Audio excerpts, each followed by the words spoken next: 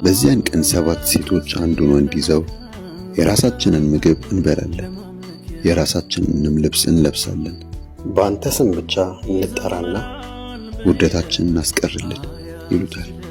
የእግዚአብሔር ዛፍ ቅርንጫፍ በዚያን ቀን የእግዚአብሔር ዛፍ ቅርንጫፍ ያማረና የከበረ ይሆናል።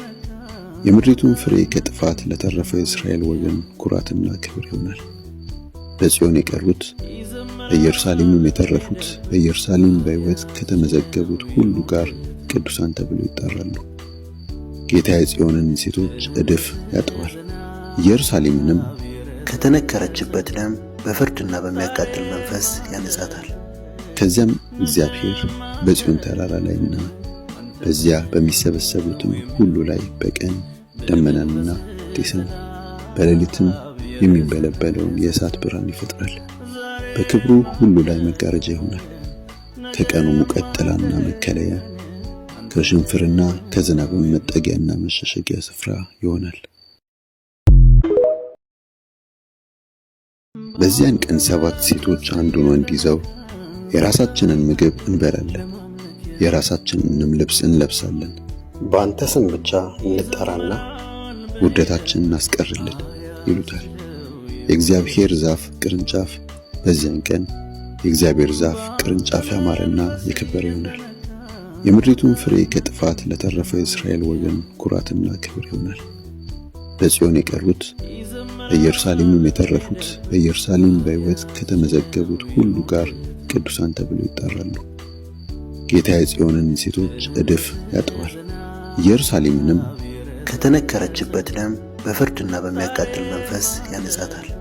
ከዚያም እግዚአብሔር በጽዮን ተራራ ላይና በዚያ በሚሰበሰቡትም ሁሉ ላይ በቀን ደመናንና ጢስን በሌሊትም የሚንበለበለውን የእሳት ብርሃን ይፈጥራል።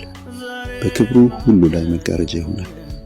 ከቀኑ ሙቀት ጥላና መከለያ፣ ከሽንፍርና ከዝናብም መጠጊያና መሸሸጊያ ስፍራ ይሆናል። በዚያን ቀን 7 ሴቶች አንዱን ወንድ ይዘው የራሳችንን ምግብ እንበላለን፣ የራሳችንንም ልብስ እንለብሳለን፣ በአንተ ስም ብቻ እንጠራና ውርደታችንን እናስቀርልን ይሉታል። የእግዚአብሔር ዛፍ ቅርንጫፍ በዚያን ቀን የእግዚአብሔር ዛፍ ቅርንጫፍ ያማረና የከበረ ይሆናል። የምድሪቱን ፍሬ ከጥፋት ለተረፈው የእስራኤል ወገን ኩራትና ክብር ይሆናል። በጽዮን የቀሩት በኢየሩሳሌምም የተረፉት በኢየሩሳሌም በሕይወት ከተመዘገቡት ሁሉ ጋር ቅዱሳን ተብለው ይጠራሉ። ጌታ የጽዮንን ሴቶች እድፍ ያጥባል፣ ኢየሩሳሌምንም ከተነከረችበት ደም በፍርድና በሚያቃጥል መንፈስ ያነጻታል።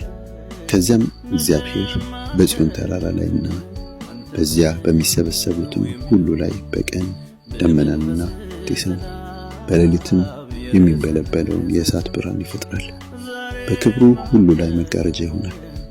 ከቀኑ ሙቀት ጥላና መከለያ፣ ከሽንፍርና ከዝናብም መጠጊያና መሸሸጊያ ስፍራ ይሆናል።